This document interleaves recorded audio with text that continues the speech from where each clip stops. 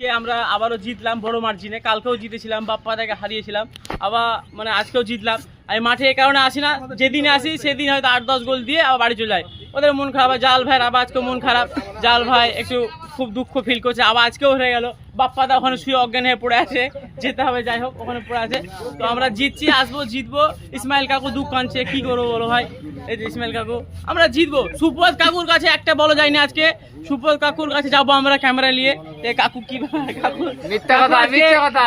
আজকে খেলা হয়েছে, আজকে কেমন খেলা আছে? আর আমাদের দুজনকে যে রিজেক্ট করেছে সেই ব্যাপারটা বলো। আমাদের জাহিদা ডাম্পিদাকে রিজেক্ট করা হয়েছে, সেখানে তারাই আজকে 90% দিয়েছে। জাহিদা ডাম্পিদা দারুণ খেলেছে, আমাদের অলওয়েজ সব প্লেয়ারই ভালো খেলেছে, সব একদম চুরে দিয়েছে। কিন্তু সুপার কাপ চিঙ্কুদা আজকে ম্যাচে গোল করেছে দারুণ। ম্যাচগুলো জিতলে কেমন লাগছে? অসাধারণ অসাধারণ। আমরা শুধু 5 গোলে জিতলাম না, খেলা হয়েছে 90-10। মানে একটা গোলকিপার একটা বলও টাচ করতে পারেনি। ডিফেন্স লাইন এমন ছিল দুর্দান্ত, উপরে দুর্দান্ত। যদি আরো কয়েকটা যদি গোল হতো, মানে একদম শিওর গোল হয়নি, তাহলে মোটামুটি 12-13 গোল হতো। ধন্যবাদ। ছোট গোলে লাগছে এটা আমাদের হার জিতটা তো আমাদের জিতাটা একটা রোজকার বিষয় হয়ে গেছে। আজকের নতুন কিছু করে বলার কিছু নাই। বাপ্পাদা তো আর জালাল দ্বারা হারার জন্য মাঠে আছে, এতে কোনো সন্দেহ নাই।